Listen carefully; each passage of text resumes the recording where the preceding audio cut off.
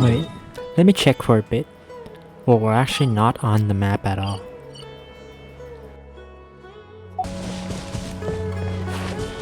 Wow, this place is huge! I knew there's something off about that cave. Let's think of a way to get over there and have a closer look. Who knows? Maybe we'll find a lead of some kind.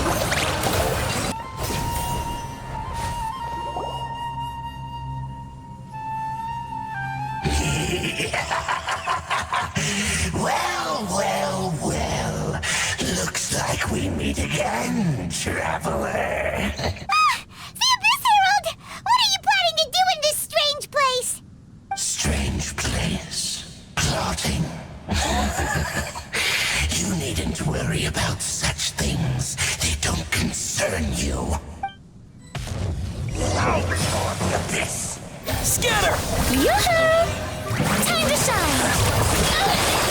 Clouds high, the birds call. I'll uproot you! And shroud! So, here!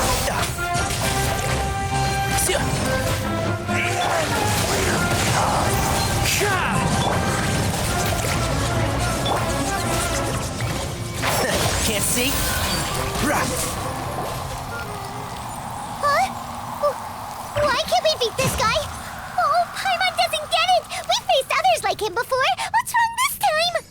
Traveler, though you may have managed to avert countless crises before, your good fortune was bound to end sooner or later.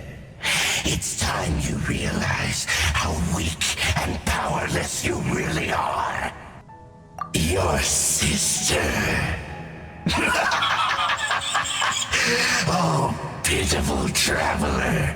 Are you really so ignorant? Or are you just living in complete denial? Her Highness has long since forsaken you. Your meager existence in her eyes is that of an annoying bug, only to be stepped upon. The bonds of love and family which drive you to find your sibling are utterly gone. Your journey is meaningless. But don't you fret now. Today will be your last. Now die!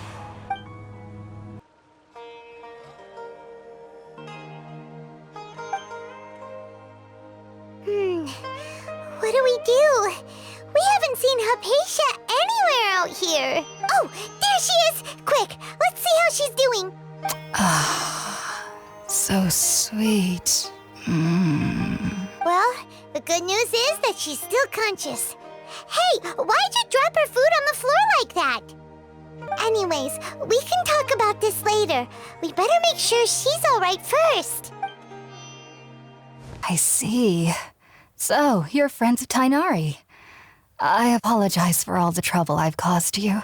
I'm grateful that you came so quickly to save me. You even brought all this fruit. Well, actually, we didn't bring the fruit. It was already here when we arrived. We were kind of wondering about that, actually. When we found you here, there was all this fruit lying around and even some juice dripping from your lips. How did you end up like this anyway? Oh, really? I seem to understand now. All the fruit was likely from my, neighbor. Must have come by and saw me like this. Your neighbor? You mean there's someone else living nearby? Oh? So you're able to see them too? Wait, hold on a second, traveler. You say that before we arrived, you saw some mysterious creature and suddenly had a strange dream? Isn't that a little too crazy to believe? No, I actually do believe what the traveler is saying. I myself had a similar experience once before and ended up scaring my timid little neighbor here. You needn't worry. They mean you no harm. They only dragged you into the dream because they hoped to buy themselves a little time in order to scurry away. So, Hypatia, just what kind of creature is your neighbor exactly? I'm not sure what it's called, to be honest. But I do know that they have some sort of deeper connection with the Dendro Archon. I know this because the first time I saw them was also the exact day my consciousness was able to form a connection with Irminsul. Even after I opened my eyes and stopped meditating, my heart was still pounding, and my mind was racing with all the knowledge that I had touched. And at that very moment, I suddenly noticed a small figure at the opening of the cave. In my curiosity, I began to walk over to the creature. They must have already been used to me living in the cave, because they didn't seem to mind me approaching them. They just kept doing whatever they were up to. It wasn't until I crouched down next to them that they suddenly realized that I could see them. Oh, and then? And then I had a dream. By the time I came to, they were nowhere to be seen. I was convinced they'd never show up again. But sure enough, I saw them nearby a few days later. And they weren't alone. I feel like they aren't as afraid of me as the first time I approached them, but I never would have expected them to save me. Yes, no doubt about that. By the way, Tainari mentioned in his letter that you had questions for me regarding Irminsul. Even though everything you mentioned was in Tainari's letter, it's still hard to believe you were able to connect with Irminsul immediately after smelling Spiritborn eel for the first time.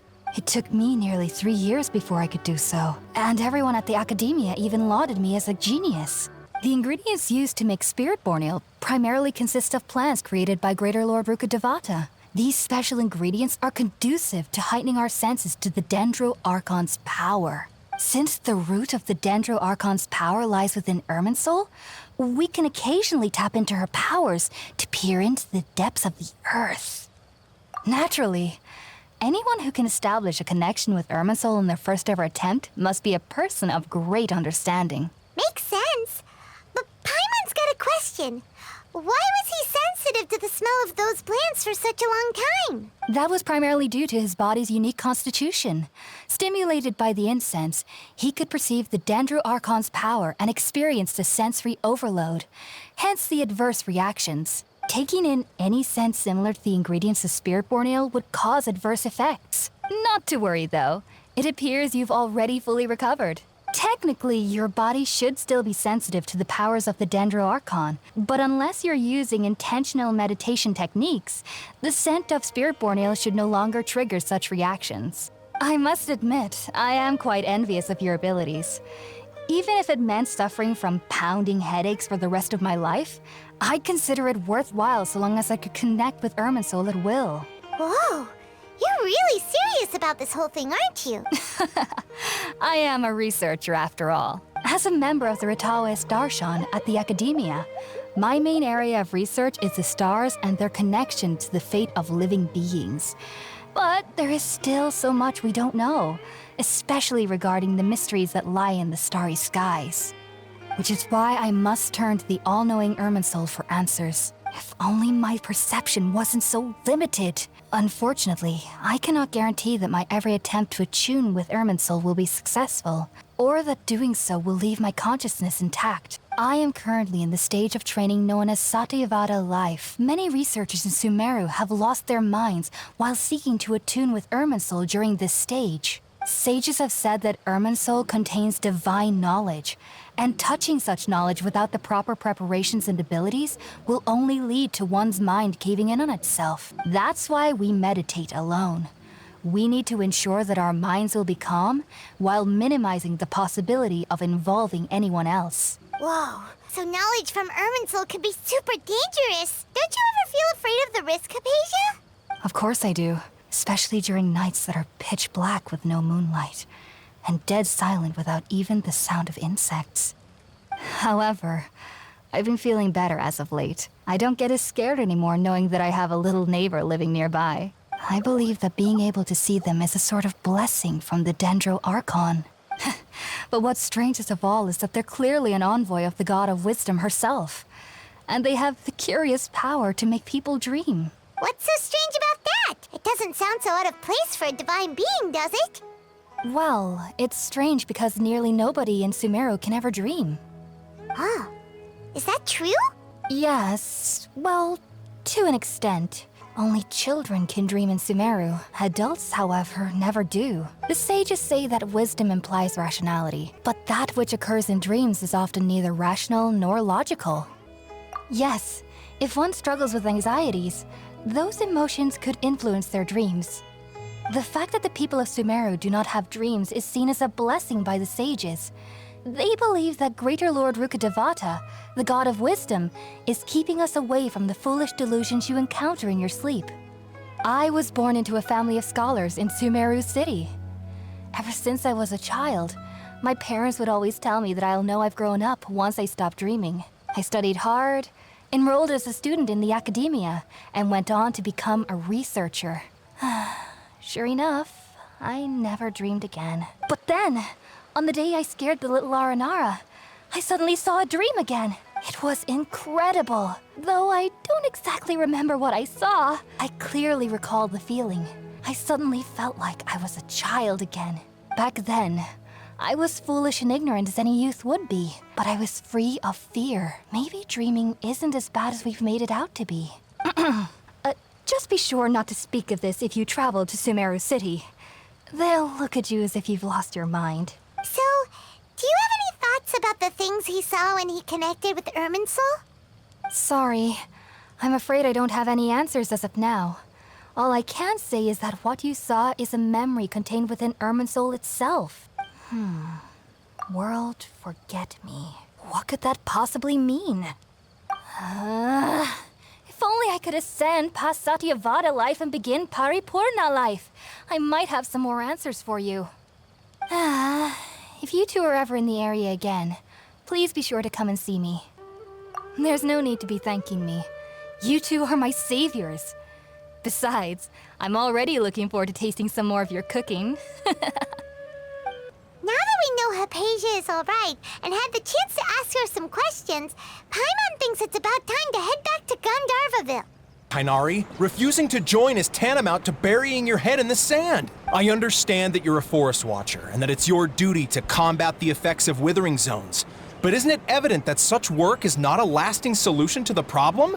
As Sage Kage clearly stated, your presence and guidance in Sumeru City is pivotal in finding a cure for Irminsul. How could you possibly refuse? The librarians Keep are your here. emotions in check, Ghulam. Let's at least listen to Tighnari's reason for declining. Ooh, We're you're here so to invite old and him to the wise. academia, not to cause a scene.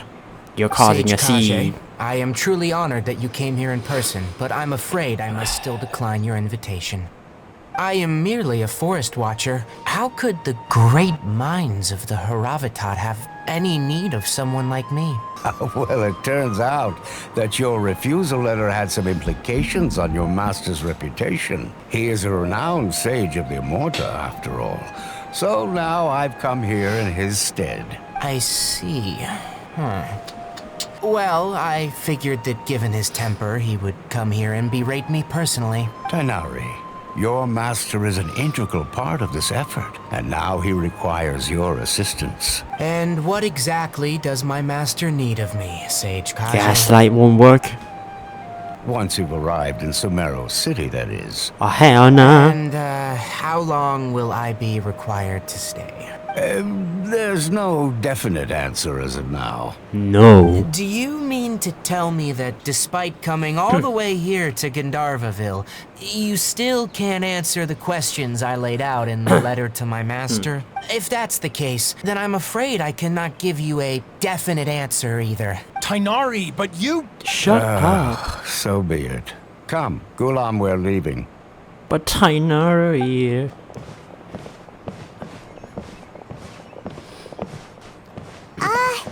Tighnari, what was that all about? It's nothing. Some people from the academia wanted me to go to Sumeru City to assist them with a project. I assume you will be heading to Sumeru City, correct? That's right! We want to meet Lesser Lord Kusanali and ask her for advice. Do you have any idea on how we can find her? Sorry, I'm afraid I don't have any advice for you there. Next up, Sumeru City! But wait, before that... Say goodbye to the nice one. That's right! Tighnari, we have something important to say to Kale before we leave. Is she doing better now? Yes, she's doing much better. After being confined to her bed all this time, I thought a little walk would do her some good. Last I saw her, she was taking the path towards the North Crossing. She knew you two would be leaving soon, so she must have wanted to see you off. Thanks, Tainari. All right, let's go. Farewell, and good luck to you both. Dog.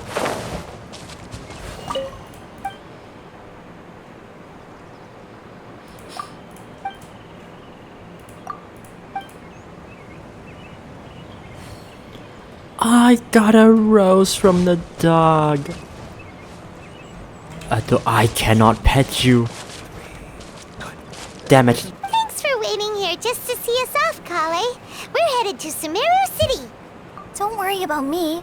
I can take care of myself. My condition won't be getting in the way of my duties. I want to be a forest ranger after all. It's up to me and the others to protect the rainforest here. And, I'm sorry. I should have told you both about my condition when we first met. I just wanted you two to treat me as a normal friend, not some girl that needs your sympathy. But I guess now I understand that the most important thing is for friends to be genuine with one another. There's no need to apologize, Kale. We should be thanking you for trusting us enough to be your friends and sharing your past with us. Thank you. That means a lot. Before you leave, I have something for you. So many gifts. What is it? It's my recipe for pita pockets. I told you that I'd give you a copy, remember? My handwriting is a little, messy, so please don't laugh. Yay! Thanks, Kale. Now we can eat those scrumptious little pitas whenever and wherever we like. I hope that whenever you eat them, you'll both remember your time here in Gandharvaville. Well then, I, trainee Forest Ranger Kale, bid you both farewell. Please visit Gandharvaville again. The Rangers will always be ready to assist you here.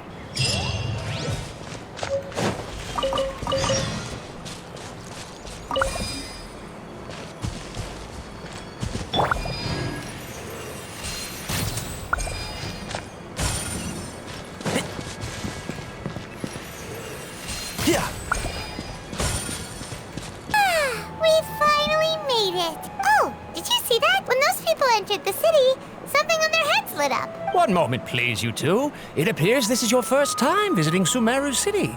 Oh, yeah, that's right. But how did you know that? Because there's currently no information on either of you in the Akasha. But no need to worry, that won't prevent you from entering the city. In fact, the Academia conveniently provides each traveler to Sumeru City with a device. It's our beloved Greater Lord Rukkhadevata's lasting legacy, a treasure trove of collected knowledge. After centuries of tireless research on the Akasha, the Academia created one of its most ingenious inventions, the Akasha Terminal. As long as you are within Sumeru's borders, you may use an Akasha terminal to connect directly to the Akasha and access any knowledge you need. I should mention that due to technical limitations, the operation of Akasha terminals will be much smoother and more effective in large cities such as Sumeru City and Port Ormos. Oh, so this is the thing that Tainari was telling us about. It sounds pretty amazing. Don't say his name. Here are your Akasha terminals. Please handle them with care. It kind of looks like a leaf. To activate it, simply hold it in your hand and say the following phrase to yourself. May the mighty God bless us with their voice of wisdom. Oh, since this little doodad lets you access knowledge, maybe we can use it to find a way to meet Lesser Lord Kusanali. Let's give it a try. May the mighty God bless us with their voice of wisdom. May the mighty Lord, or not Lord, may the mighty God bless us with the voice of wisdom.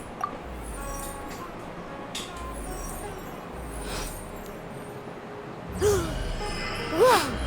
Just now, something clicked, and Paimon suddenly knew how to use this thing.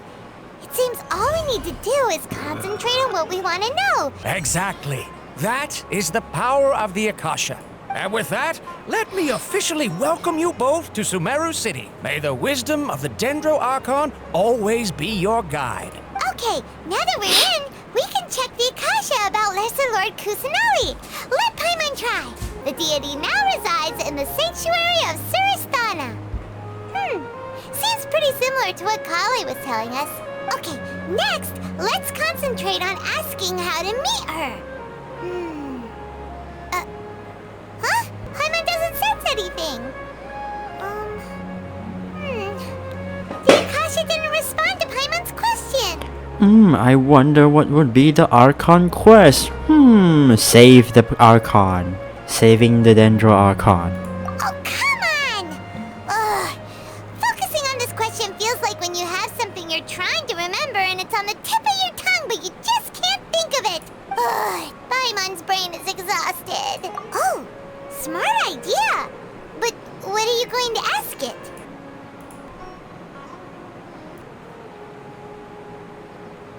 Huh, could it be because we're Outlanders and we've only just arrived in Sumeru?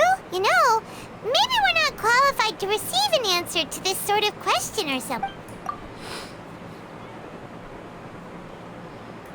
You too? Well, glad it's not just Paimon.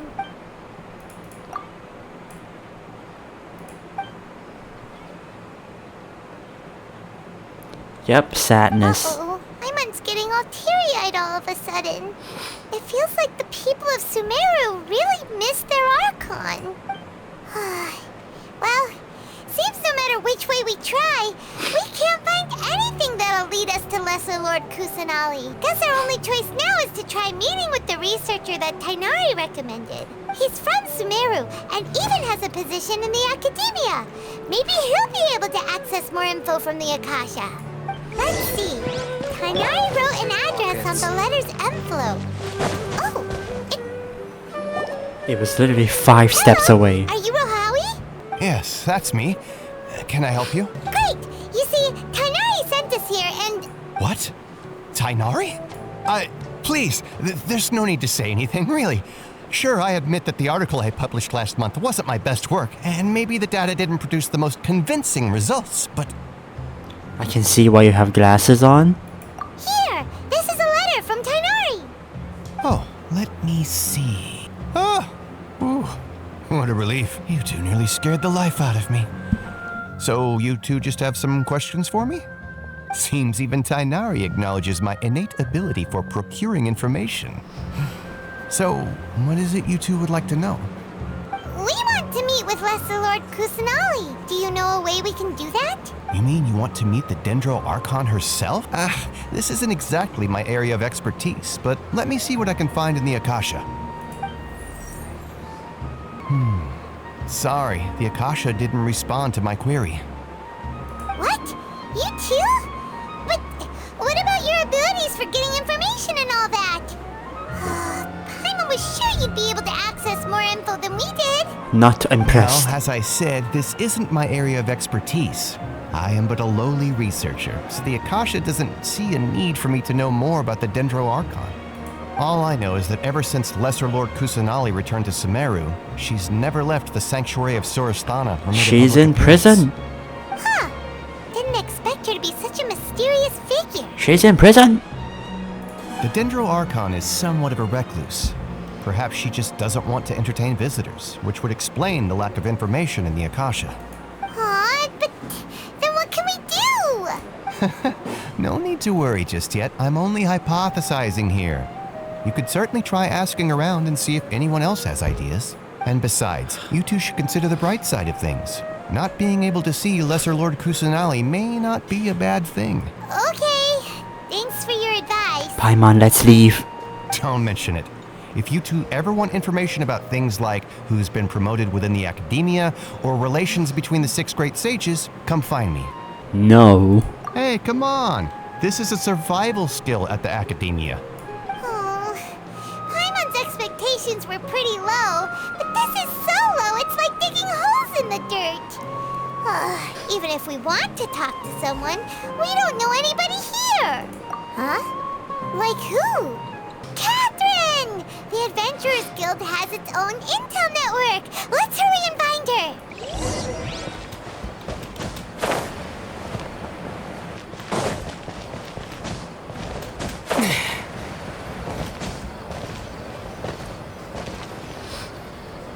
Ad Astra Abyssask. Hello, Traveler and Paimon. Catherine, we need your help with something. Understood. The Adventurers Guild is always ready to serve you. With what do you require assistance? We want to meet with Lesser Lord Kusanali. Do you know a way we can do that? You two wish to meet with Sumeru's Archon. Understood. Please wait. I apologize. I'm also unable to locate any pertinent information in my personal memory.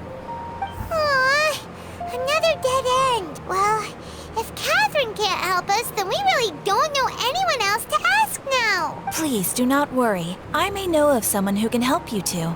In Sumeru, the Adventurers Guild does not serve as the vanguard of information. Rather, there are numerous active mercenary groups collectively known as the Eremites.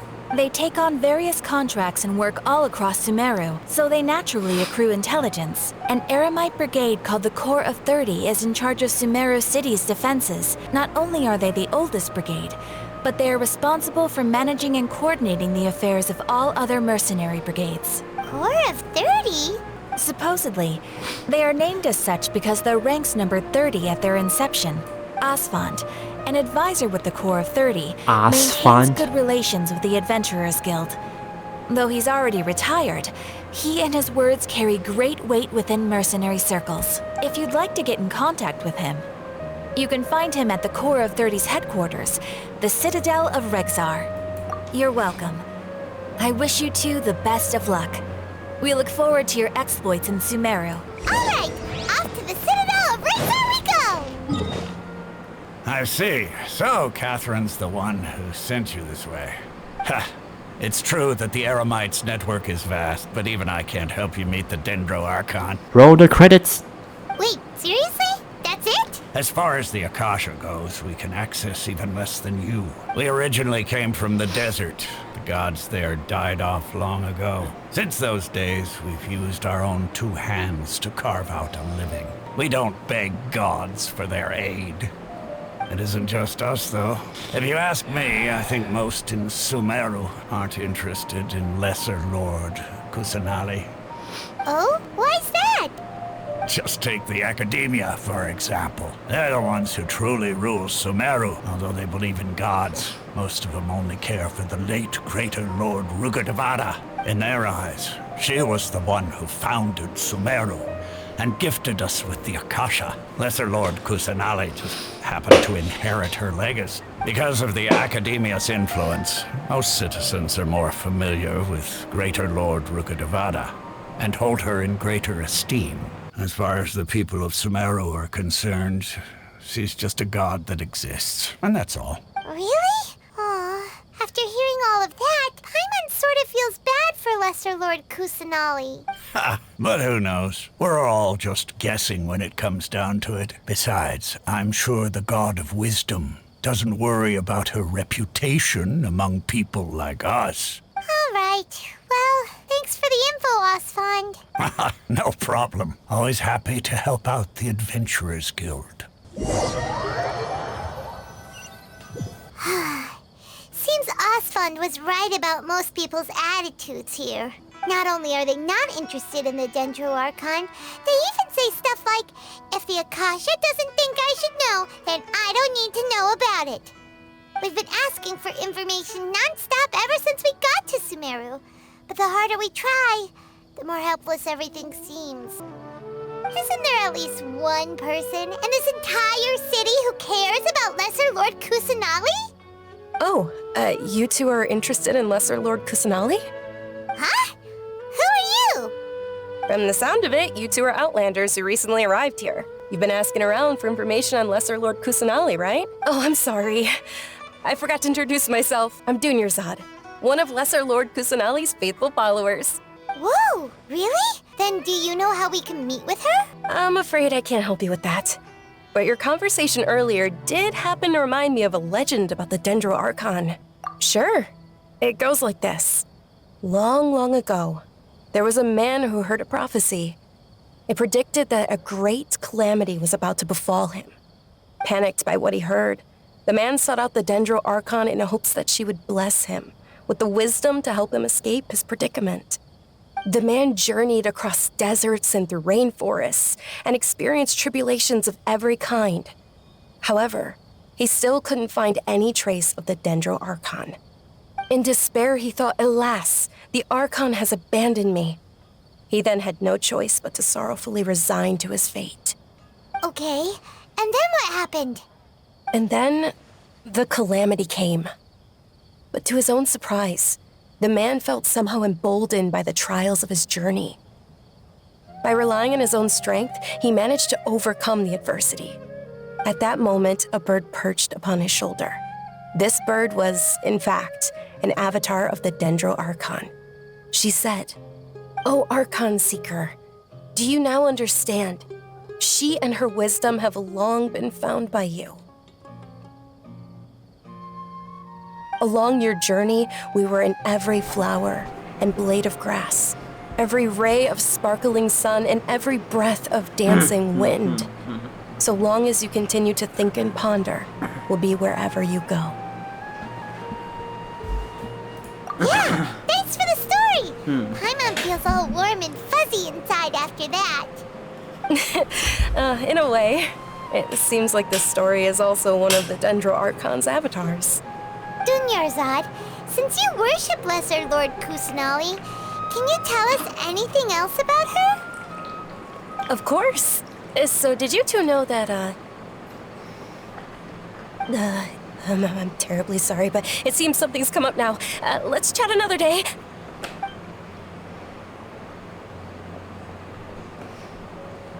Hey, wait! What the heck just happened? It looks like they're searching for someone. Dunyarzad was acting super nervous just now. You think they're looking for her? This stinks! We finally managed to find a lead about Lesser Lord Kusanali! We can't let them get in the way now! Let's see if we can get rid of them.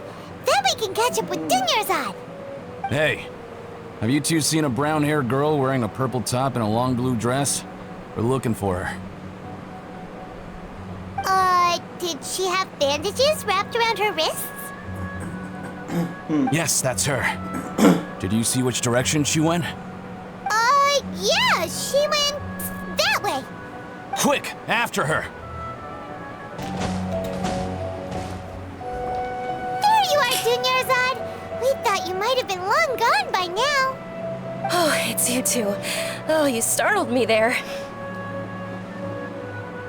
You can relax now. We threw those people looking for you off the trail.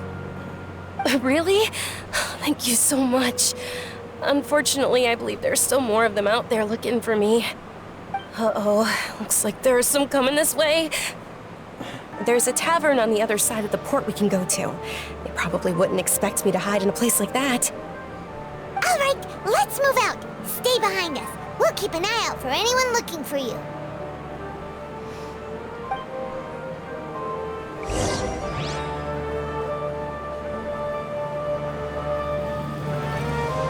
Trust me. Just take my word for it.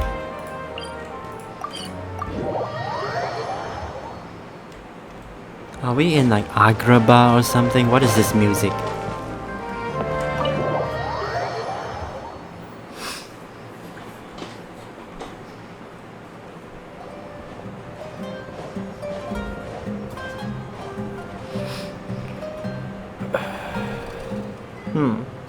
We made it.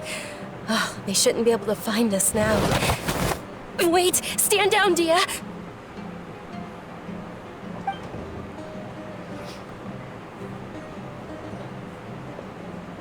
My lady, who are these two? They're travelers that I met on the street just a moment ago. They happened to notice that you were all searching for me, so they helped me hide. I see. In that case, you two should scram. There's nothing here for you. Wait a sec. Who the heck are you? And why are you shooing us away?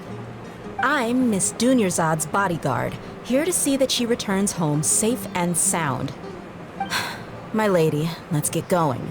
You've been gone for so long that your parents are worrying themselves sick. And if I refuse to go with you? It'd be easier for the both of us if you cooperated. Why are you still pushing her? Stay out of this. You don't understand the situation. Sorry, my lady.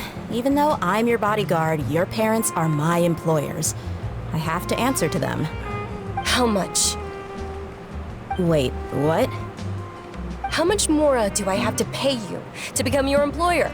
So you never listen to my parents ever again. Double? A triple? Give me some time and I'll get that much. My lady, this isn't about Mora. I don't know what you think of us Eremites, but let me say this. I like Mora, but I'll never go against my principles. That's why I'm here looking for you. Sure, it's an order from my employer, but my conscience was also telling me it's the right thing to do. And knowing your health, carelessly running around like this is gonna hurt ya. For the sake of those who love you, don't be stubborn. No, you're wrong. I'm aware of my limits, and I know what I'm doing. Honestly, the only people being stubborn right now are my parents. And they know perfectly well that it makes no difference if I'm at home or not. They still won't accept reality. And every time I bring this up, they just change the subject. Dia, you've been living with us a long time already. This should be old news to you. Dia, I know it hasn't been easy for Mother and Father, and I'm grateful for everything they've done for me. But there's someone else in this world I'm also grateful to. Because she saved me. The love I have for her is the same I have for my parents. This is my life and my last chance. So I want to do something meaningful.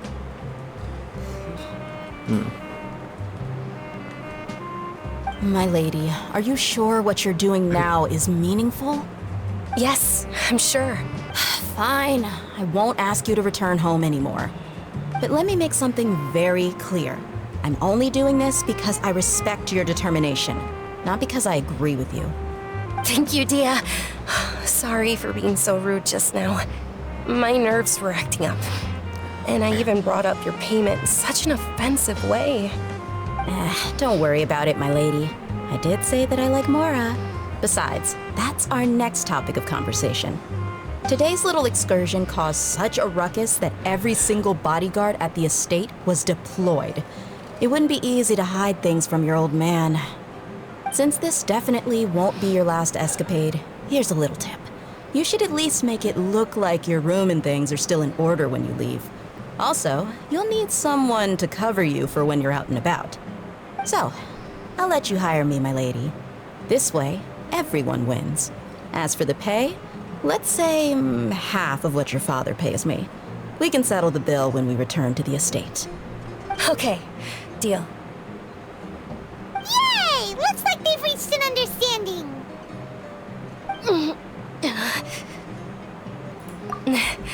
I'm fine, really. I just feel a little tired now that things have calmed down. My lady, stop trying to look tough. We're already in a tavern, so let's rest up and grab some grub. I'm sorry for worrying you two. If you don't mind, I'd like for you to join us. Sure! After you rest up, we want to hear more about Lesser Lord Kusanali.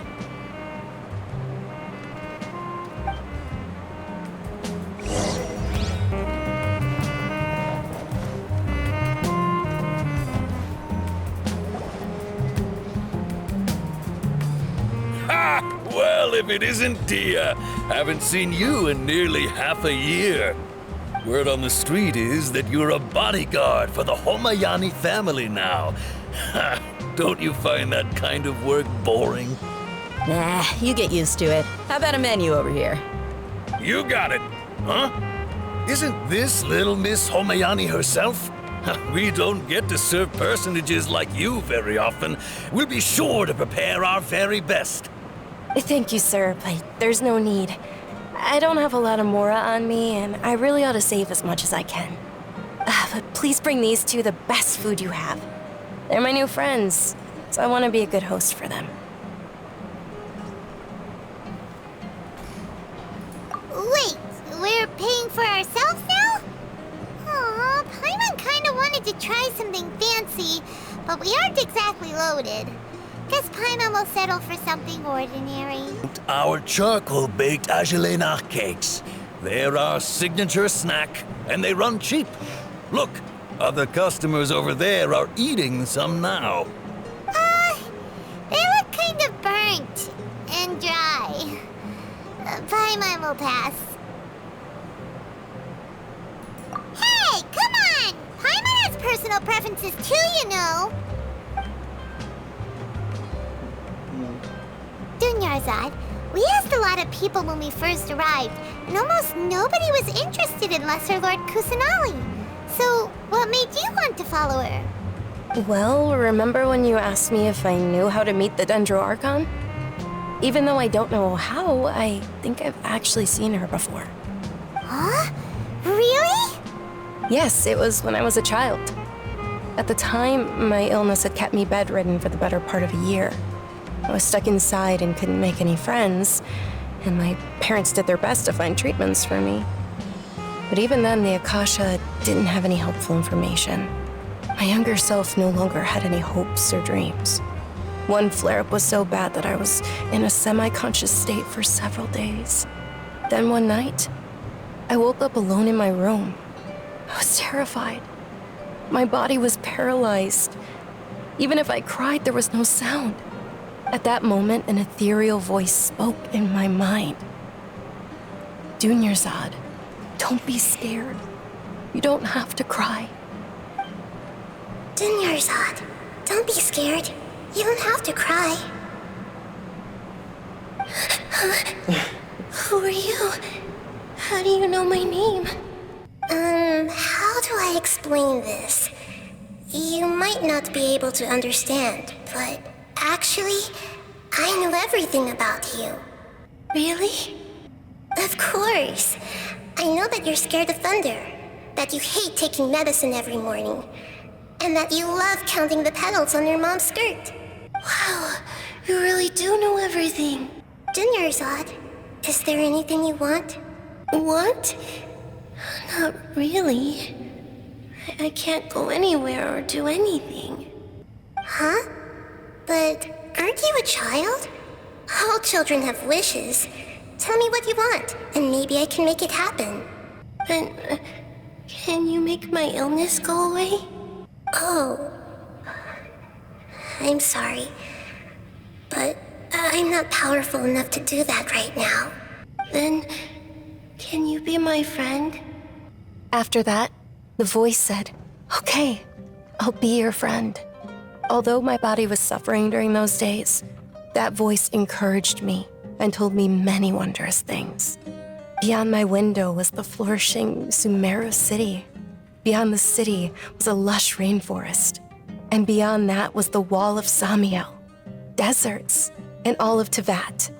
Once I finally made it through that bout of illness, I couldn't hear that voice anymore. I told my mother about it, but she said that I must have been dreaming. But I know that that voice wasn't a figment of my imagination. Before that, I had never heard of Tevat. Yes, for sure. If it weren't for that voice, I would have never grown curious about the outside world, nor would I have learned how to read and enjoy so many books. That voice sparked a desire for wisdom. It had to have been the Dendro Archon. I've been hoping for a chance to repay her kindness. In fact, I was running around today to help prepare the Sub-Zerus festival for her. What's the Sub-Zerus festival? It's Lesser Lord Kusanali's birthday, which was the day that she was found by the sages.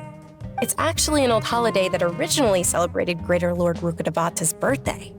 When she passed away, the holiday eventually became a celebration of the Lesser Lord's birthday.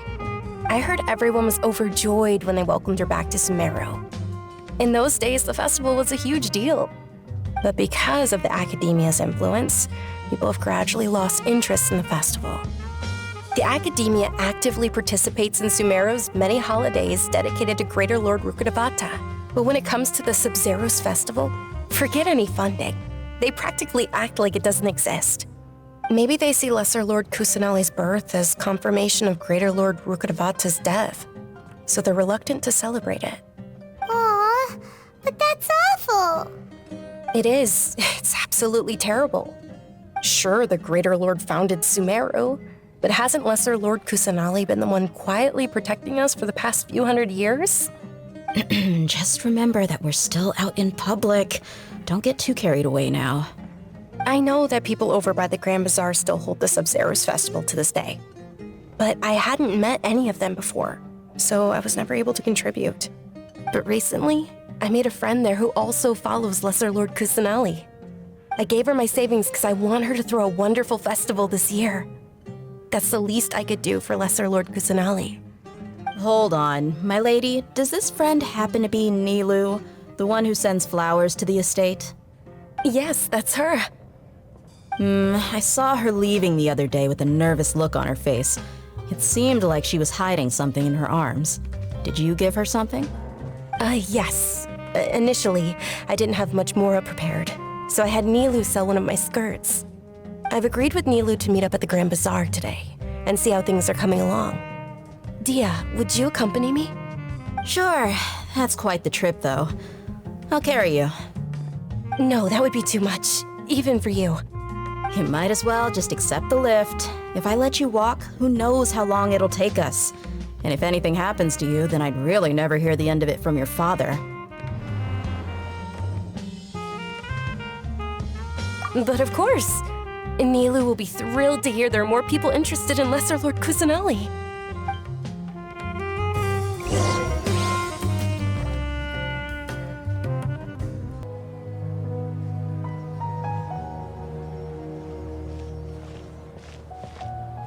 Sorry I'm late, Nilu. Oh, Dunyarzad.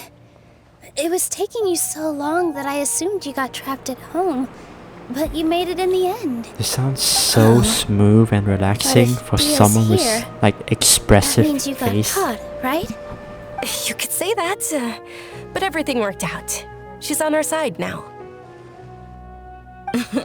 Not completely. Oh, and who are these two?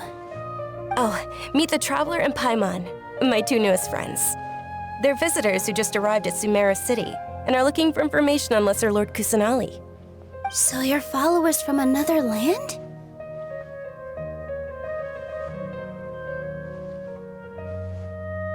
Oh, really? Well, that's okay.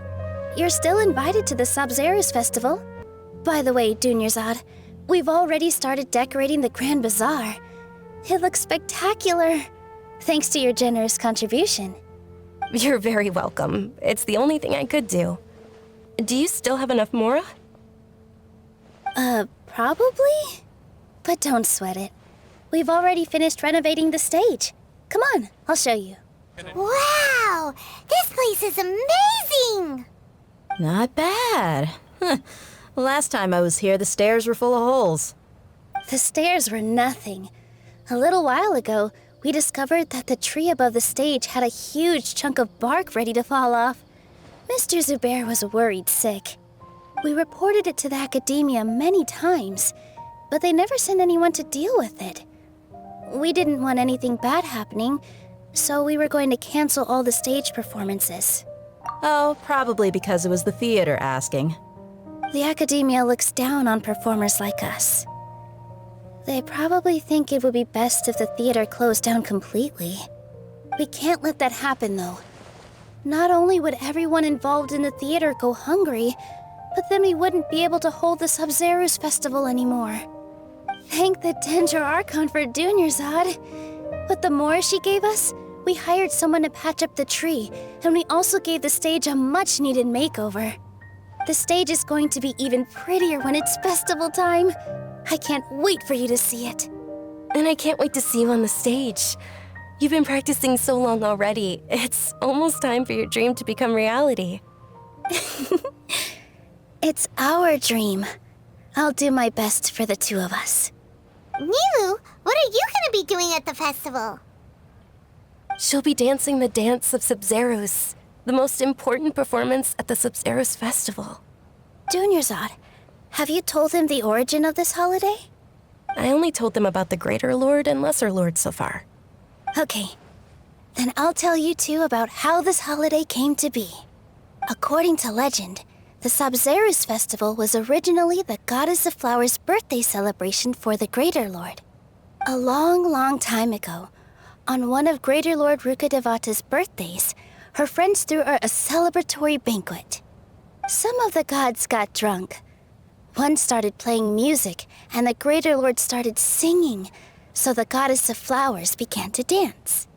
As she danced upon the grass, countless beautiful parisaras began to bloom wherever she stepped.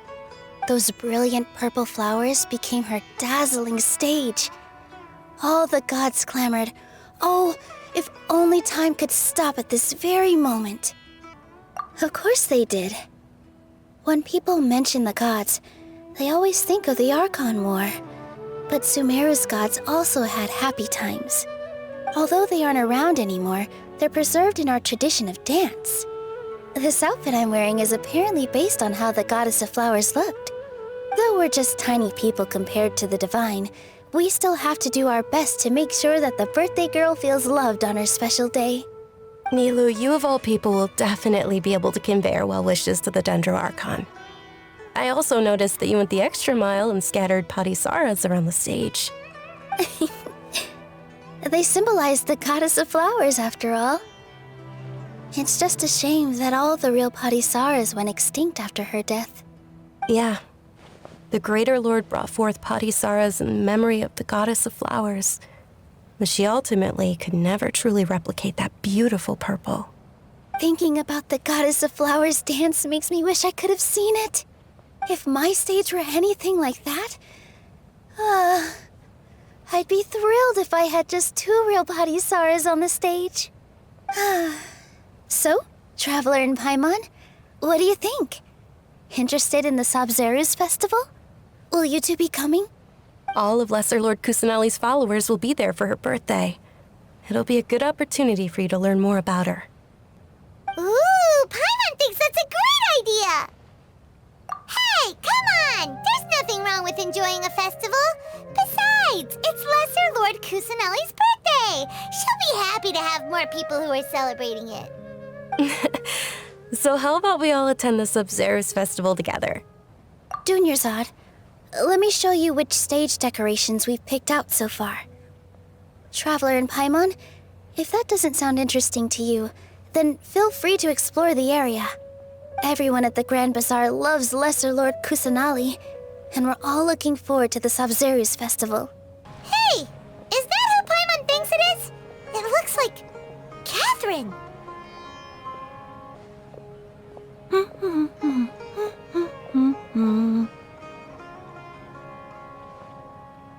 Huh.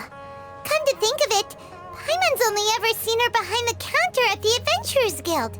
This is the first time we've ever seen her taking a break. Hey, Catherine! Huh? Oh, hey! It's the Traveler and Paimon! What's shaken? Whoa! Break time Catherine sure sounds a lot less formal than usual. Paimon was still waiting for her to say Ad Astra Abyssosque. Sure. Standing behind the counter at the Adventurers Guild doesn't require any complicated functions. But saying and doing the same old things over and over again can get pretty monotonous. Like watching the same Fontaine movie day after day. But take you two, for example. You travel across Teyvat to enrich your lives and gain new experiences. Well, we enjoy traveling across Teyvat and all that, but we're mainly looking for clues about his sister. Yes, you should keep searching. Sometimes the answers we're looking for aren't necessarily at our intended destination. Instead, they're found along the way. Huh. Haven't we heard someone say something pretty similar recently? Anyways, what brings you out here, Catherine? No, not particularly. I guess you could say that I'm loving the recent atmosphere here. If festivals bring happiness to everyone, then that's where their true value lies. Oh, it looks like it's about time for me to be heading back now. Alright, we'll see you next time at the Adventurers Guild. Oh, by the way, thanks for connecting us with the Eremites. We've already made some great friends in Sumeru City thanks to you. I'm sure you two will get along well with the people here. You've already been blessed by the element of Dendro, after all. See you around.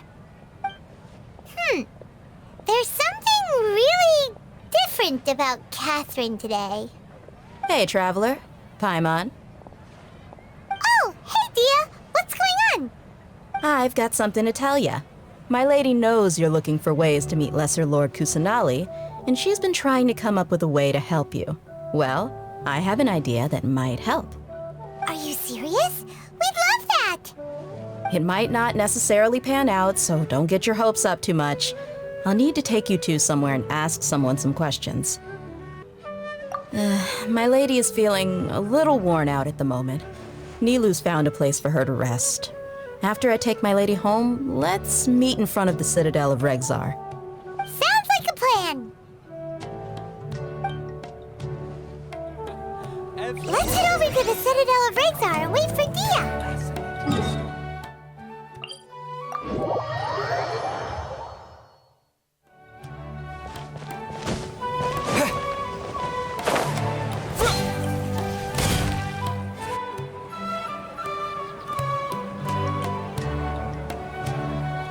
Sorry, I'm late. It took some convincing for the master and mistress to believe that Miss Dunyarzad was only sitting in the port for a while because she was in a bad mood. Anyway, I guess I should be thanking you. I haven't seen Miss Dunyarzad that happy in a long time. If it wasn't for you two, she probably would have been caught and dragged back much earlier. You sure sound a whole lot nicer than when we first met, Dia. Who would have thought you had such a soft spot for Dunyarzad? It's called being a professional. I'm a bodyguard, and I work for whoever's paying. Look, Dia's blushing. Listen, you two. I don't expect to be working for Miss Dunyarzad very long, but I hope to finish things on a positive note if possible. Let's cut the chit-chat and head into the Citadel. We'll see if the person I know has a way for you two to meet with the Lesser Lord. Oh, hey, Chief. Ha, Dia! What are you doing here? And well, didn't expect to see you three together. I take it you all know each other already? Mm-hmm. We met this morning after the Adventurers Guild pointed us to Osfon for more info. No kidding. Huh. So, where's Ruksha? I thought I'd help these two out by asking about the theft. Anything you can tell him? Ruksha's gone over to the Academia. The Grand Sage recently ordered Sumeru City to begin bolstering its defenses, so people from all over have been called back to the city. Since you've already mentioned the theft, I suppose I might as well tell him what we know. Appreciate it, Chief. Theft? Sorry, what the heck are you guys talking about? Just recently, the Academia lost something, and there's a chance the item is connected with the Dendro Archon. This case might just somehow help you in meeting her. I suppose that's one way to look at it. But if you ask me, the case is more about the Academia than anything else. Let me fill you in.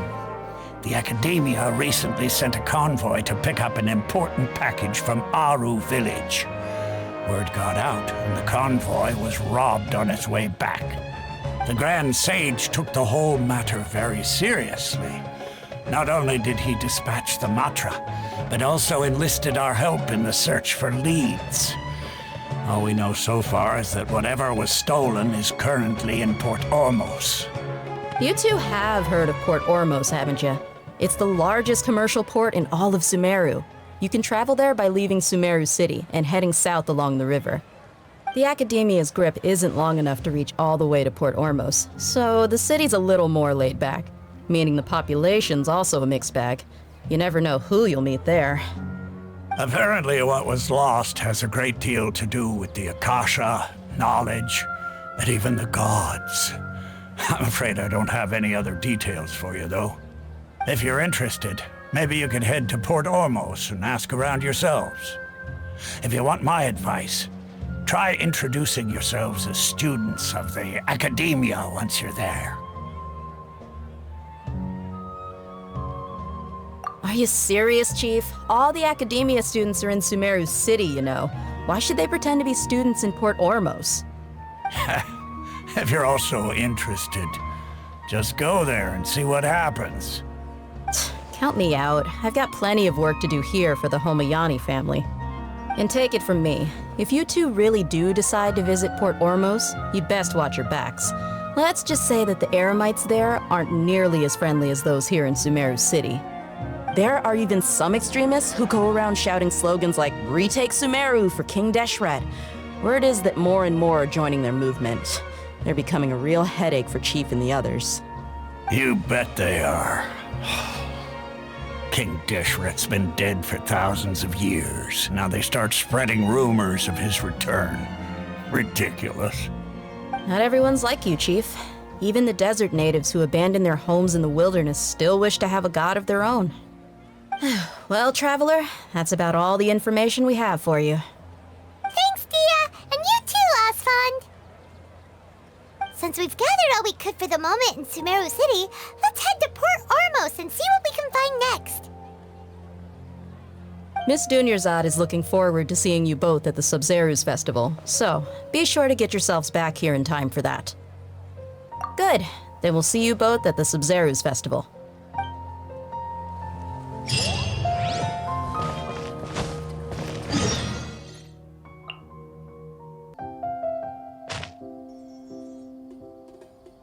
Come and have a good look yourself. Traditional spices of the highest quality, made with pride and experience. Is that supposed to be You've got a screaming? deal. I can't thank you enough for always looking after my business. Believe me, I'm not making this up.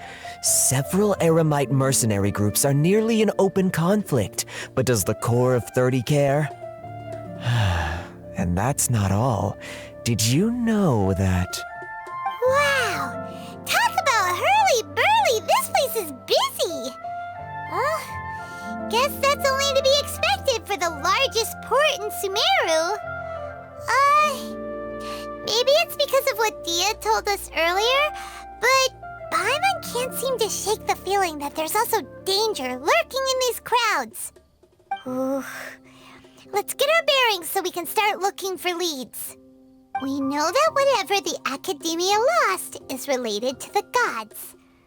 But other than that, we don't have much else to go on. Osfund told us to try posing as Academia students while asking around.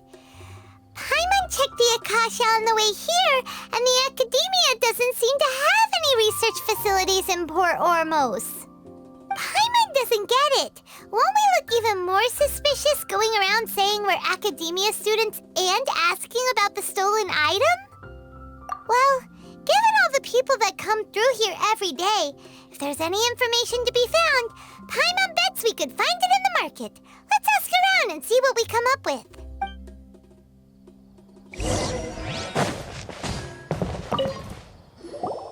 Welcome. Welcome. How can I help you two?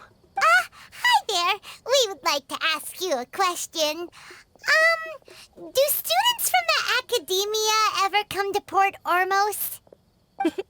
Of course. Especially around this time of year. Students from Sumeru City that are about to graduate often come to Port Ormos to cut loose a little.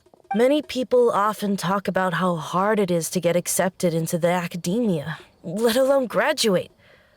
But those who finish their studies and go on to become full-time researchers at the Academia have it even harder. Sure, we may not be Sumeru City, but Port Ormos offers beautiful scenery and a stress-free environment. Some even say it's good luck to come to Port Ormos, so students and researchers come flocking here when things get to be too much at the Academia. You see over there? Those are students from the Academia. They've been looking worried and miserable ever since they got here a few days ago. If you ask me, the life of a merchant is better. So long as the Akasha teaches us what we need, then life is good. Those students seem to be discussing something. Let's see if we can listen in. It's no good. I've tried asking around, but I haven't been able to learn anything useful. Not to mention that a bunch of scary-looking Eremite mercenaries have been posted along the streets now. There's been a lot of fighting between the different Eremite factions in Port Ormos. If we choose to move on our own, then it would be wise to steer clear of them. Especially the group that's constantly shouting some stuff about King Deshret and some resurrection. I've even heard that the Citadel of Regzar is starting to get fed up with them. What was that group called again? Ein something or other? They're called Ein El Akhmar. Today, I heard that the thing we're after might be in their possession at the moment. Wait, come again? Don't you see? Many of the Eremites in Port Ormos deal with trading this kind of thing. They're usually pretty wary of outsiders, but not so with students of the Academia. It's because the kind of goods that students are looking for aren't the kind of goods that Eremites are after. As long as they know you're a student, then deals can be made. I've heard that Ain al-Hakmar likes to set up shop at the Jafar Tavern. Supposedly, if you're willing to part with 500,000 mora, they'll give you info on anything. Wait, did you say 500,000? If information alone costs that much, then how could we ever afford to buy what we're looking for? I guess we might as well give up on trying to graduate this way. I wouldn't worry too much. Our field of research is very niche. Who else could possibly be after that kind of shady knowledge? I bet it's practically worthless to anyone aside from us. Well, I guess that makes sense. Then the only thing left for us now is to find a way in.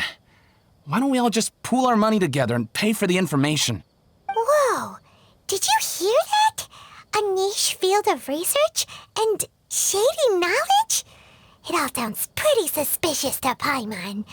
Is knowledge something people just buy and sell like that? Yes, I would like to buy 1,000,000 IQ for 1,000,000 mora, thank you very much. So, what's your plan? Wait, didn't you hear what they just said? Buying information is going to cost us 500,000 mora! Have you lost your mind? Oh, alright. Paimon never thought she'd agree to parting with that kind of mora. But if you know what you're doing, then we should give it a shot. This is the place we heard those students talking about. Let's find a seat somewhere and see if we can spot the group they mentioned. Should I adjust the shipping schedule? Oh, you've arrived. Please, take a seat. So, they think that they can go toe-to-toe with the boss? Huh! Once we reclaim the power of King Deshret, they'll be the first that the boss punishes. They're nothing to be afraid of. Our main rival now is the Caracal Battalion. They've also amassed a significant amount of mora this time, so we mustn't underestimate them. How can the Caracal Battalion compete with the boss when they're nothing but a bunch of money-grubbing opportunists out for a quick mora? Yeah, with boss's fervent devotion, he'll be able to use this power to bring our god back this time. Huh. All these guys talk about is King Deshret, so they're probably the ones we're looking for. Greater Lord Ruka Devata. That traitor and her followers must not be spared. The day will come when King Deshret exacts vengeance on Sumeru, and all of them shall be punished. Yeah, Paimon was wondering what they meant too. We should ask about that if we get the chance later. Who are you? What do you want? A student? What's a student from Sumeru City doing in Port Ormos? Ah, well, if it's info you want, you've come to the right place. The question is, can you afford it? Huh? What is this, some kind of joke? Oh! Sorry! He must have grabbed the wrong amount! Hey, what do you think you're doing? Being a little silly. Oh, Paimon can't stand to see so much more go. But there's no other choice right now. Here, this is the merchant's address. Whatever you're looking for, you'll find it there. Well, what are you waiting for? Oh, that's right! We heard you mention King Deshret just now. We're actually interested to know more because we're, archaeology students! Fine. Since you've already handed over the mora, I guess I can throw in a little extra info. As you can see, members of Ain al-Ahmar are devout believers of King Deshret. Years ago, King Deshret founded the great desert nation that was our homeland. It was an advanced civilization, far beyond anything you'll see in present-day Sumeru. King Deshret was the rightful god of wisdom, but he was betrayed by a companion he trusted. She even stripped him of his title, God of Wisdom. So, you mean the traitor was... Greater Lord Ruka Devata, yes. That shameless wretch destroyed King Deshret's civilization, and our ancestors were forced to flee to this land where we were made to suffer the tyranny of our enemies. Furthermore, she conspired with the Academia to cover up the truth of her actions and create the merciful and benevolent facade for which she is now known. Ugh, just thinking about it sickens me.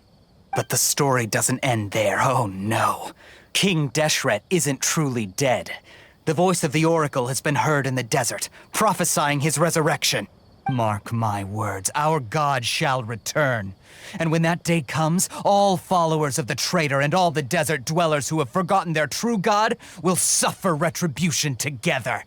If what I'm saying makes you shiver with fear, it might not be too late for you to become a believer of King Deshret. I don't have anything to say to you academia people about that. I think this conversation has reached its end. Not just yet. This man is a fraud. Huh? You again? Deranged academia lunatic. Yes, it's me again. I already warned you that if you weren't willing to sit and discuss things with me, I'd take measures to make things uncomfortable for you. Listen to me. That address he gave you is fake. Or at least, you won't find a merchant waiting for you there. This group has been boasting all around that they can provide information on a certain item as a means of luring people into their territory. Once you show up, they keep up the act until they have hard evidence that you want to purchase said item. Then they use that to squeeze you for all the more you're worth. Hey! Shut it, Alhaitham! What are you playing at, trying to ruin our business like this, I told you the other day. I wish to discuss my terms with your boss. Ha! The boss made it perfectly clear that he won't negotiate with you. Yes, and in no uncertain terms. But that was then. It does not preclude him from changing his mind in the future. I'm warning you, don't push us, or this could get ugly. We don't usually get rough with people from the academia because it just complicates things. For a lunatic like you, though, we might just have to make an exception. You're an NPC and he's a 5-star legendary Dendro. I accept. After all, even the Archons used war to negotiate the ownership of Tevat. If, on the other hand, we can't agree on any means of negotiation at all, then I'm afraid my next course of action will sting a little more than the mere falling through of a few business deals. I will jeopardize the Eremite's reputation, which I know you value above all else. I am quite confident that if I began to take such action, your boss would willingly approach me himself. However, I fear that by then, some things will have happened that cannot be undone. Also, a word of advice. I suggest you tell your boss exactly what happened here today. Otherwise, he might blame you for not telling him in the future. What did you say? Consider this. Have I ever failed to follow through on my word in the past? This guy is really out of his mind. Okay then. If you really have a death wish, let's meet a week from today. The pier in front of the Pharos Lighthouse, 4 o'clock in the afternoon, sharp. Don't expect us to hold back. Not so fast. First, you return the 500,000 mora to them. Please, I beg you, don't provoke them. We can't afford any trouble with this crowd. They haven't even paid for their food yet. Ah, Mr. Iman. There appears to be fewer staff in the restaurant recently. This wouldn't happen to be because they're all busy spreading the word to the students, would it? Well...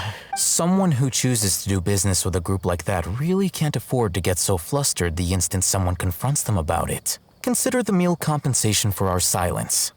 I'd say you're getting an excellent deal. Whoa, did you see that? He not only got us our Mora back, but sent the Emirites running too! Plus, he seems to know a lot about what's going on around here. Let's catch up with him and ask some questions. He went that way! After him! Wait up! It's Alhaitham, right? What do you want? No need for thanks. My goal was to get to them, and you two gave me just the opportunity I needed. We're even. Oh, I advise you to keep your distance from them. Since they weren't able to make off with your Mora in the end, they might harass you again in the future. All right. Goodbye. Hold your horses! We still have something to ask you about! Since you tore through their scam right in front of them, you must know the real story about certain something, no? Paimon is the Who best exactly secret are keeper. You two? And why are you inquiring about that? A student. Right. Look, You should know that those thugs conducting business with you had nothing to do with your lie. What is this second dialogue? I know a thing or two about swordplay. Huh? Oh, yeah! He's really strong! Weren't you saying something about a physical exchange? We can help with that. He doesn't even have a vision. Forget it. Maybe not, but he can still use elemental energy. Otherwise, there's no way we'd go asking for info from from guys like that. Those high-headed thugs are definitely gonna bring a lot of backup for your next meeting. Even if you don't go alone, you won't regret taking us with you. All right, I accept. Got a pen and paper?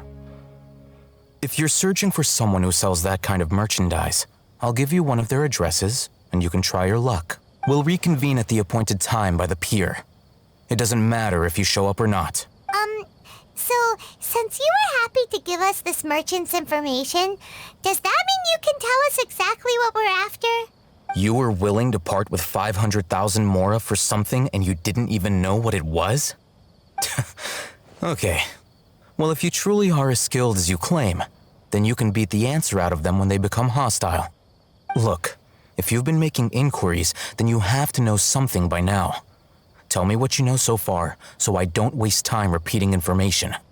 We know it's connected to the academia somehow, and that not only do the Eremites deal in it, but some students want to get a hold of it too. What else?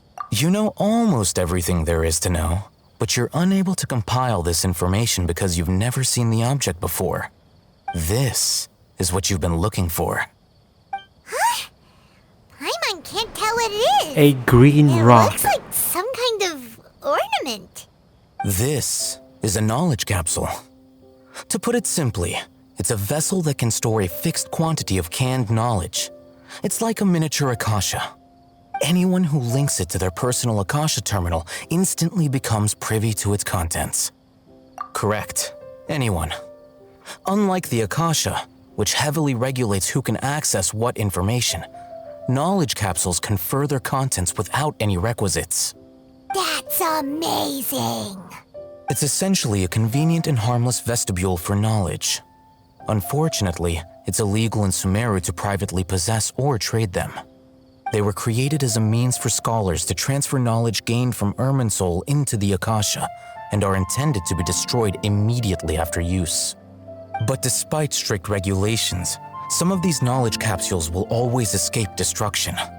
After all, there will always be those in this world who are dissatisfied with life as designed for them by the Akasha and wish to change their fate. Over the past century, a wide variety of canned knowledge has been leaked from the academia. Now, in Port Ormos, the valuable ones are a means to Mora for the Eremites. Meanwhile, those which the Eremites deem to be useless to them occasionally prove useful to the common citizens and hapless academia students. Well, I think that about sums it up. Oh, so that's your true objective. With our current arrangement, I don't believe I can offer an answer. You're still resolved. Fine. Let's talk somewhere with fewer people.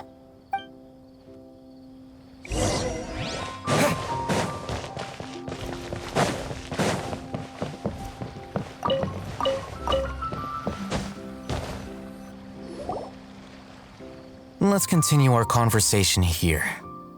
If you wish to learn more about the knowledge capsule that the Academia lost, then you must help me with something. I need you to find someone named Dory, a traveling merchant. Unlike the peddlers who hawk inferior knowledge capsules, she often has quality goods in stock. Some say that as long as there is profit to be made, there is nothing she won't dare to sell. She's guarded against people from the Academia because most of her wares don't comply with Academia regulations. I think she blacklisted me.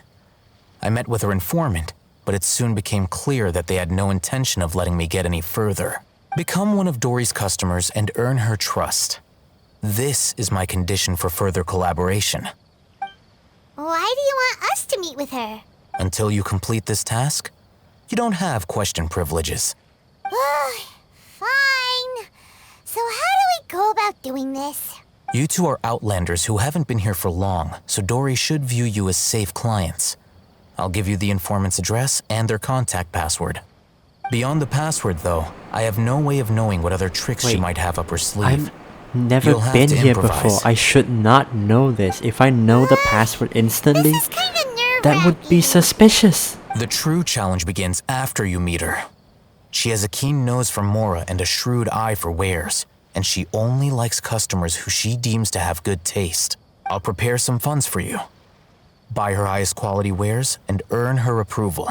But we only just saw a knowledge capsule for the first time. We don't know how to tell which ones are good and which ones are bad. Is that something we can learn quickly? That's true. Have you two heard of elemental sight? Oh, that's a surprise. Guess I'll have to hold you in higher regard.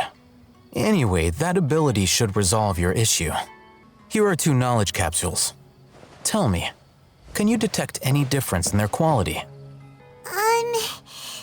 They look the same to Paimon. Try inspecting them with elemental sight. How'd it go? Did you see anything? Rumor has it that higher quality knowledge capsules generally appear brighter when viewed through elemental sight. That's because knowledge originates from Irminsul, the root of Dendro power itself. The more powerful the knowledge, the richer it is in Dendro energy. However, some canned knowledge with a high concentration of elemental energy is of little use in contemporary times, so those capsules are of little value. Using elemental sight is merely a stopgap measure, but it should suffice for earning Dory's trust. That sounds pretty impressive. Here's a sheet with the informant's location and contact password, and here is the Mora for purchasing canned knowledge. Don't be cheap. You'll need to spend to catch Dory's eye. If there's any Mora left over, just keep it. Oh, and be sure to exercise some caution. There have been Matra present in Port Ormos lately. Your efforts will be for naught if they catch you. Matra? They belong to the Academia's regulatory body. They also handle cases of illegal canned knowledge transactions. Like I said, the Academia has banned both their trade and possession. The Matra are razor sharp. You're in for nothing good if they lock their sights onto you. If you two want to back out, now's the time. Okay, then we have a deal. If you succeed in your dealings with Dory, come find me at the Wikela Funduk. We'll have an open discussion then. Hello. What are you two looking to buy? What a unique palate. We have unripe horror fruits, but we usually keep them in the back. I'll have someone escort you.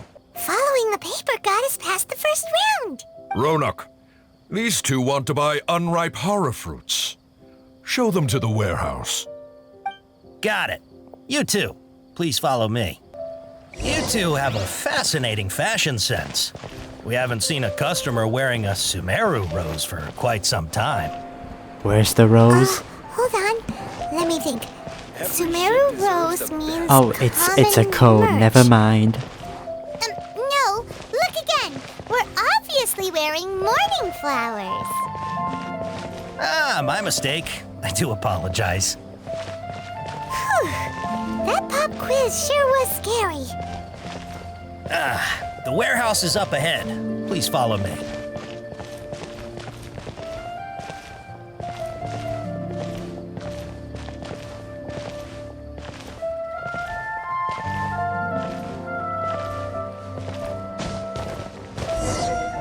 Before I retrieve your products, I need to confirm a few things. Please forgive me, but we may not have sufficient stock for you today. Earlier, many of our hara fruits were taken by mice. Thanks. If better goods come in, you'll be the first to know. Okay, so choose You all look the like you have some non-logical skill. answers. Why don't I pick out some fruits that'll make you dizzy? No, that's not it. The paper said that heat stroke is the answer to erudition. Never mind. Another password! Huh? Oh, that voice came from behind the... Here, over here. You can stop running now. So you were the one who was calling out to us just now.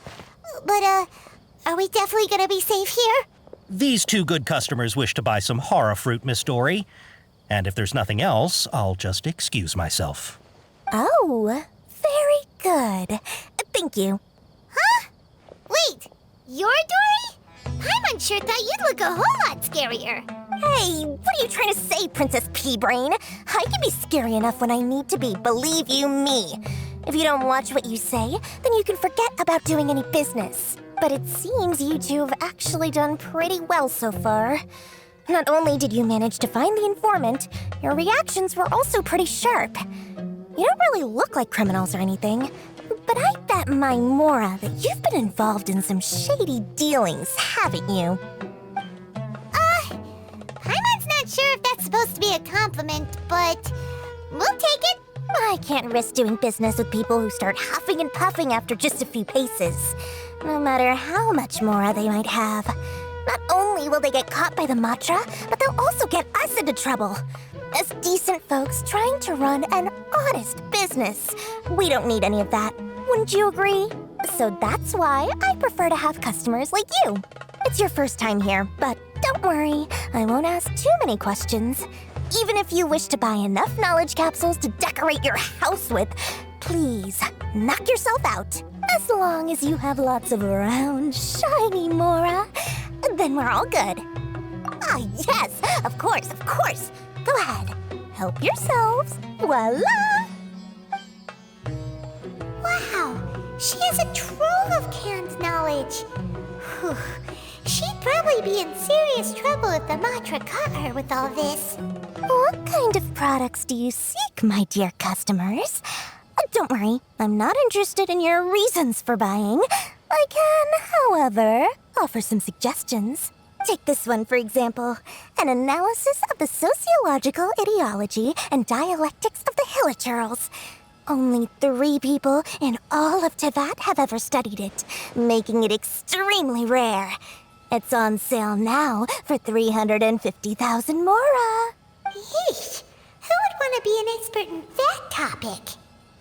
Or how about the architectural styles and construction methods of Teyvat in the early Archon War period? With this one, you can become an expert in historic architecture preservation and find an excellent, well-paying job in nearly any nation. Ooh, now this sounds like it could be useful. 2 million Mora, and it's yours. No discounts. Whoa, that's a lot of Mora! Of course, you are free to pick whatever your heart's desire. The contents and price of each knowledge capsule are indicated in small text on the body of each one, down at the bottom. All right, let's try the method that Alhaitham mentioned. Ah, you've really got a good head on your shoulders, and quite the eye for quality. We'll take these, please and thank you. My, oh my! You are blessed with a taste for both the exquisite and the extravagant. Customers like you are a rare breed. 1 in 100. No, 1 in 1,000 even.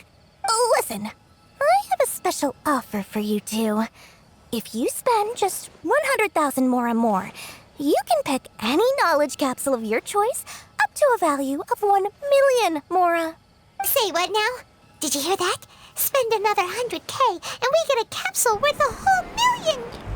This is how business starts. But all the canned knowledge we just bought is easily worth 500,000 Mora. If we spend just a little more, we can get something worth 1 million Mora. Isn't that a fantastic deal? Think about it. We've gone to all this trouble to get this canned knowledge. And so far, everything we bought belongs to Alhaitham. Aren't you even the least bit Are we curious speaking about all how this this out whole loud? canned knowledge thing works? We're talking instant knowledge here. Don't you want to try it yourself? Come on. We still have around 100,000 of Alhaitham's Mora left. So let's put it to good use by finding something useful for you. Ahem. You've got a deal, Dory. We'd like to spend an extra 100,000 Mora. Excellent! Then please, select from this fine collection of canned knowledge over here. Hold on a second. Paimon thought we could choose whatever we wanted. Why can't we choose the ones from over there? Oh, but my dear customer, the knowledge capsules over here are worth 1 million mora each. I'm sure discerning customers like yourselves will be able to find something to your liking. Please, take your time. Uh-oh, Paimon has a bad feeling about this. Let's use Elemental Sight again to check these. These all suck. What did you see? So they're all worth about the same amount? Well, anyway, the mora's already been spent, so let's at least try to find something useful. How about this one? Sword Fighting Techniques 8. Not sure we'd ever find volumes 1 through 7, but at least this knowledge should be useful, right? Let's go with this one. Dory, we'll take this one. All right, very good. I'm expecting some new goods in the next couple days, so be sure to check back again soon. Whether it's canned knowledge or anything else you need, bring your mora to Dory and doors will open. Our dealings with Dory went smoothly enough. Let's head to Alhaitham and meet up with Alhaitham. Hopefully now he'll finally tell us about what the Academia lost. You two made it. And from the looks on your faces, you were successful. Whoa, there's so many people from the Academia here. Why would you pick this place as our meetup spot? Well, Wikelafunduk is under the Academia's control, so naturally the Academia has people working here. I came to Port Ormos under the pretense of conducting official business. You're a pretty daring guy. Relax. No one here is interested in anything we say, and the Matcha won't come here. Okay now, tell me how your encounter with Dory went. Okay, we did what you asked. So, can you tell us about the knowledge capsule that the Academia lost now? Before that, I have to ask, why are you two so intent on tracking it down? You don't have to answer, of course. Yeah, he just wants to meet the God of Wisdom and ask her about something important.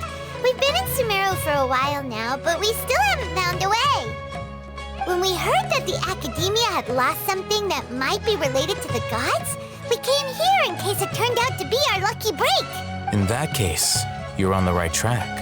A short while ago, the Academia lost a knowledge capsule in the desert. It's supposedly a divine knowledge capsule. Use it, and you'll gain the wisdom of the gods. Wow, there's really such a thing as that? Hey, if we find it, do you think we could learn how to meet the Dendro Archon? Ooh, or how to find your sister? I highly doubt it has any mystical properties, but it does indeed exist. And it's right here, in Port Ormos. So, where exactly? That's what we need to find out next. I won't deny that. I am investigating because I'm curious as to what the divine knowledge capsule truly is. As you know, the Eremites in Port Ormos also have their eyes on it. It is an extremely precious item. The knowledge contained within may bring great power or wealth to whoever has it in their possession. Several brigades have been vying for ownership of it as of late, but there is still no victor. My personal finances and connections cannot compete with those of the Eremites. After attempting various methods, I finally managed to reach a tentative agreement with several brigades. I agreed to forego ownership of the divine knowledge capsule in exchange for the opportunity to study it.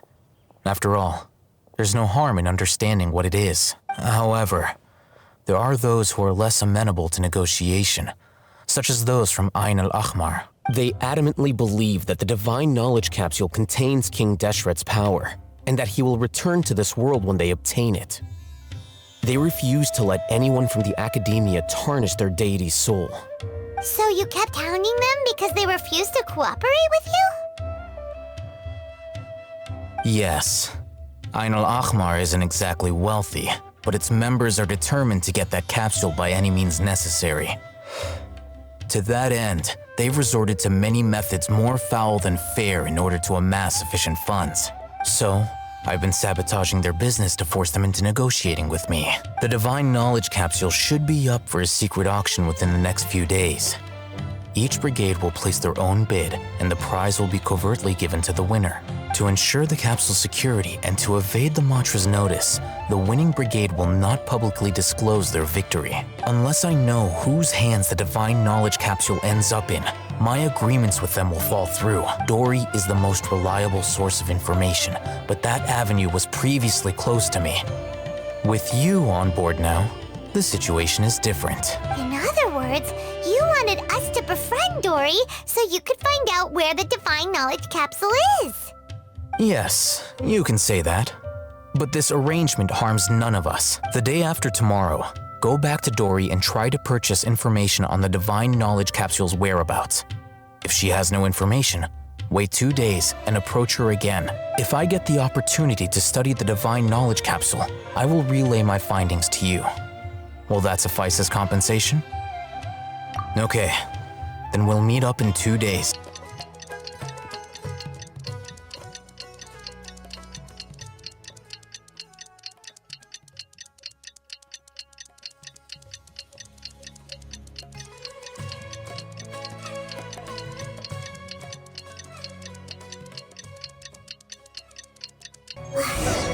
Let's see Dory today and ask her about where the divine knowledge capsule is.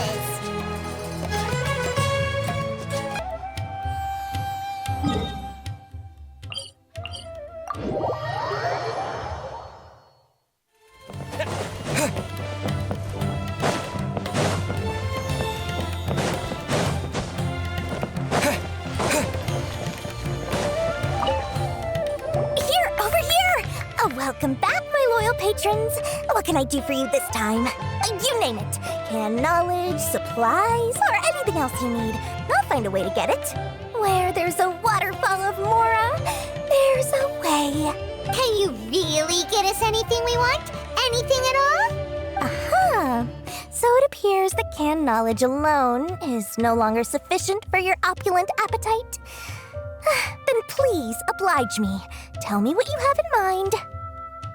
Oh, I knew customers with pockets as deep as yours would undoubtedly crave something more profound than ordinary canned knowledge. But you know, that kind of information isn't going to be cheap. After all, I had to work really hard to weasel my way into the auction site.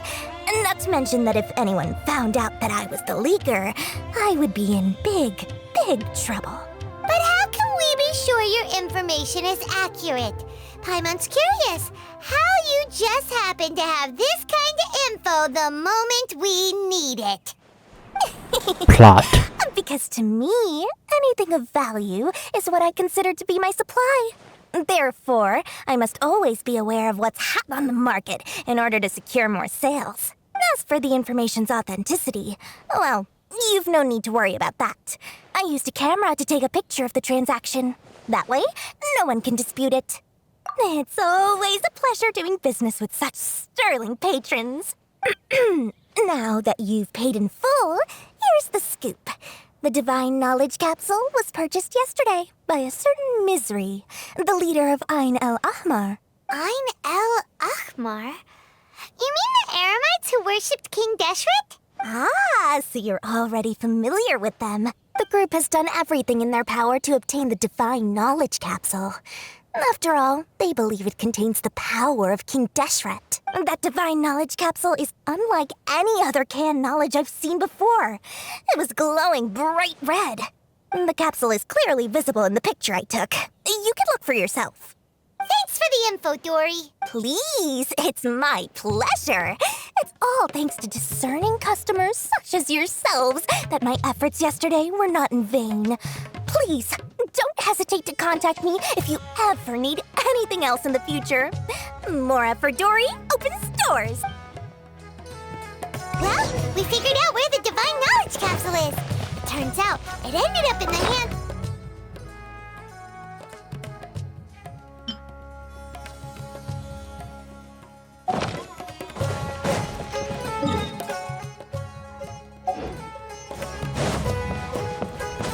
Let's head back and talk to Alhaitham.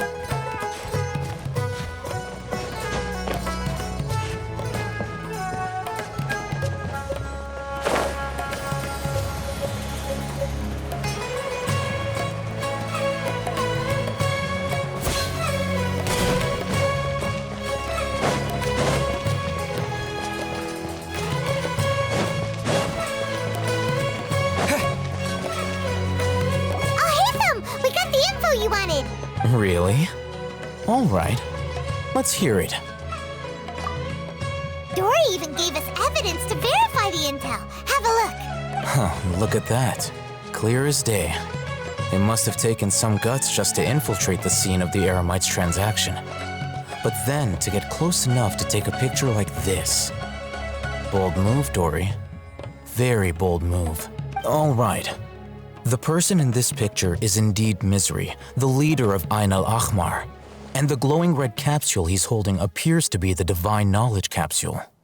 In which case, if we play our cards right, when we confront them next week, we should be able to force them to show their hand. At first, Paimon didn't get why you were provoking these Ain el-Ahmar guys. But now, it sort of makes sense. Everything's playing right into your hands. After we defeat them, we can finally have a serious talk with their boss and get them to lend us the Divine Knowledge Capsule. Thank you for your time and efforts. Take a few days off while I make some preparations. Let's meet up again on the afternoon of the arranged date, 3 o'clock sharp. See you then. Alhaitham sure is taking his time. Where could he be? Oh, there he is. Sorry to keep you waiting. Let's head to the pier in front of Pharos Lighthouse. Yep, let's go.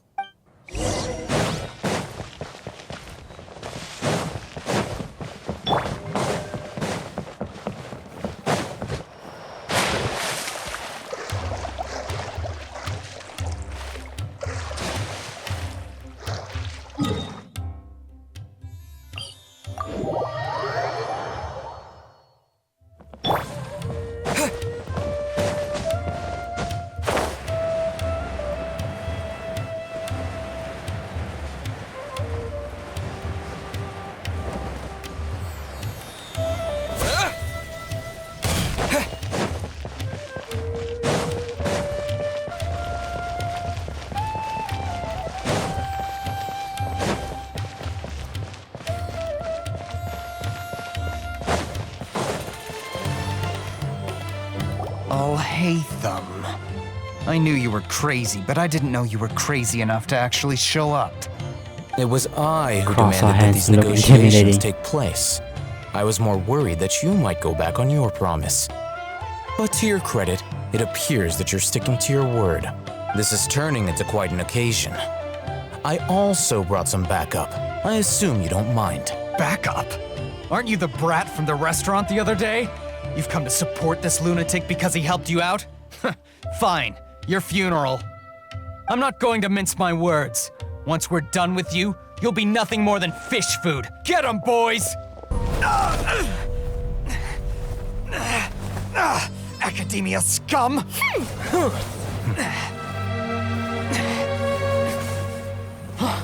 Boss, finally! Did you use it? Great! Now we can...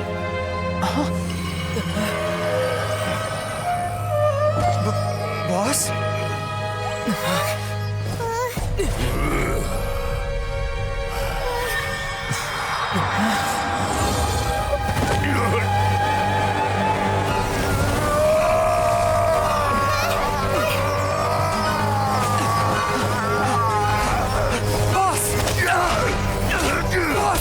What's wrong?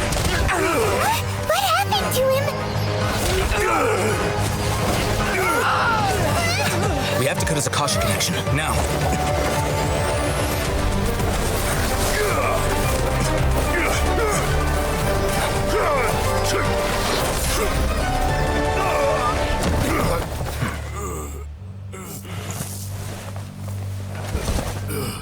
Target acquired! Arrest him!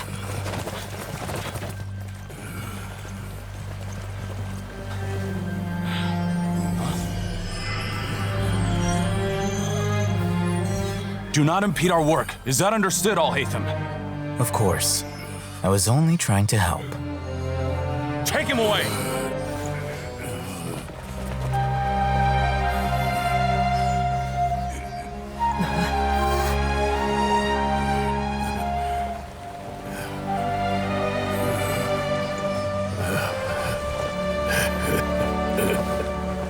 World, forget me.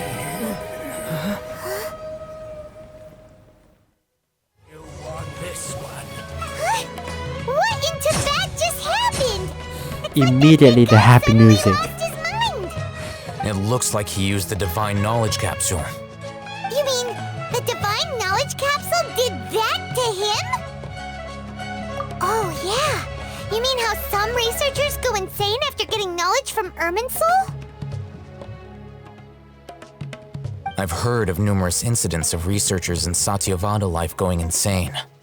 The state that man is now in suggests that this is a similar situation. This Divine Knowledge Capsule does appear to be linked to the gods, but beyond that, it doesn't seem anything like the rumors suggest. Possessing it doesn't grant you divine wisdom or power. Did you hear what he said? World, forget me. What could that possibly mean? If the mantra took him away, then that means the Academia got the Divine Knowledge Capsule back too. What a shame. We were so close. Still, Paimon didn't expect the Divine Knowledge Capsule would be so dangerous. Imagine if we tried to open it. Oh, who knows what would have happened to us? As things stand, there is no reason for me to remain in Port Ormos. I believe our collaboration has also reached its end. Oh, we were so busy trying to find the Divine Knowledge Capsule that Paimon forgot to ask you something. Since you're a member of the Academia, do you have any idea how we can go about meeting Lesser Lord Kusanali? Truthfully, I don't. Lesser Lord Kusanali appears to exist outside of Sumeru's entire administration. Most of the time, you wouldn't know she exists at all.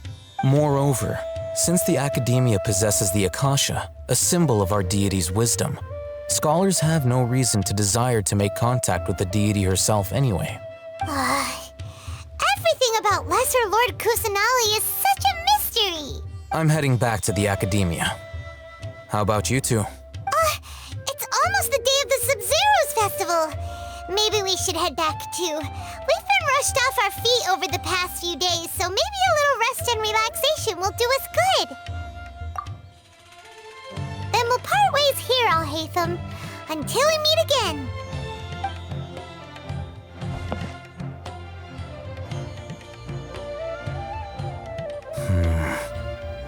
Now, do I deal with this thing first? Or should I produce the report that the higher-ups require?